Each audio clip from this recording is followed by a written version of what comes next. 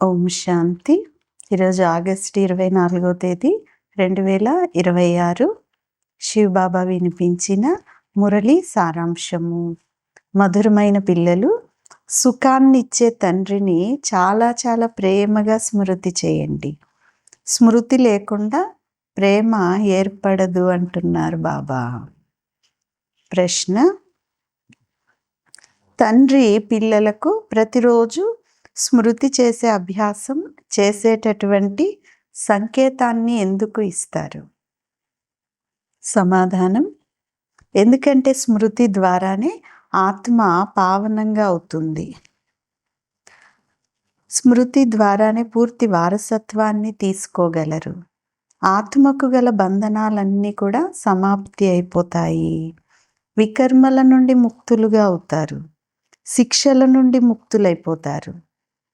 ఎంత స్మృతి చేస్తారో అంత సంతోషం ఉంటుంది. గమ్యము సమీపంగా అనుభవం అవుతుంది. ఎప్పుడూ అలసిపోరు. అనంతమైన సుఖాన్ని పొందుతారు.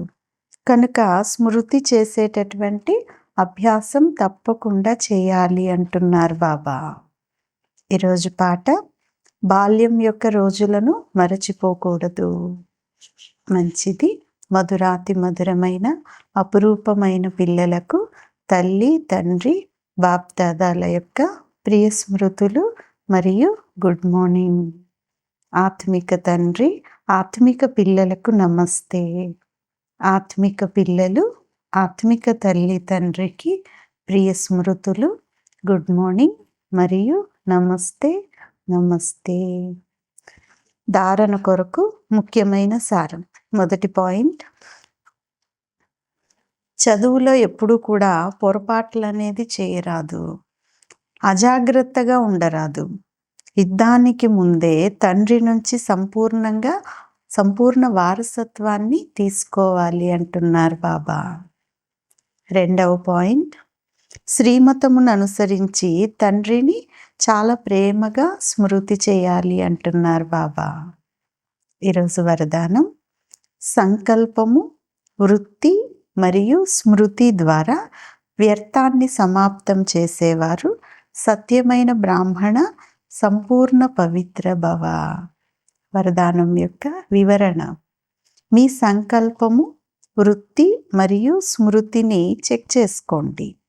కొంత తప్పు జరిగిపోయింది, పశ్చాత్తాపపడ్డాను, క్షమాపణ వేడుకున్నాను, విడుదల జరిగిపోయిందని అనుకోకండి.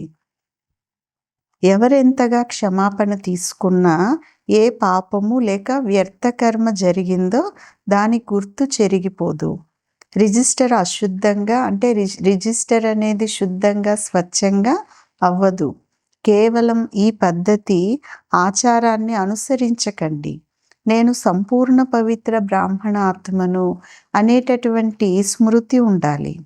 అపవిత్రత అనేది సంకల్పం కానీ వృత్తి లేక స్మృతిని కూడా టచ్ చేయకూడదు, తాకకూడదు. అందుకు అడుగడుగులో అప్రమత్తంగా అంటే జాగ్రత్తగా ఉండండి అంటున్నారు బాబా. స్లోగన్: తండ్రి తోడును ఉపయోగించుకుంటే ఎప్పుడు కూడా వ్యాకుల పడరు, అంటే దుఃఖపడేది ఉండదు మనస్సు. ఈరోజు అవ్యక్త సూచన: అపవిత్రత యొక్క బీజాన్ని కూడా సమాప్తం చేసి సంపూర్ణ స్వచ్ఛంగా అంటే పవిత్రులుగా అవ్వండి.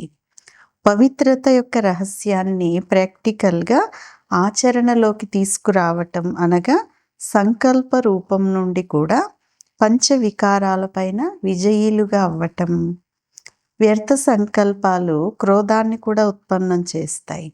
కామము అనగా ఏ ఆత్మ పట్ల అయినా కూడా వ్యర్థ దృష్టి వెళ్ళినా కూడా ఆ సమయం పవిత్రతగా పరిగణించబడదు. కనుక ఈ వ్యర్థ సంకల్పాలను తండ్రి యొక్క ప్రేమ వెనుక సమర్పణ చేయండి అంటున్నారు బాబా. మంచిది. ఓం శాంతి.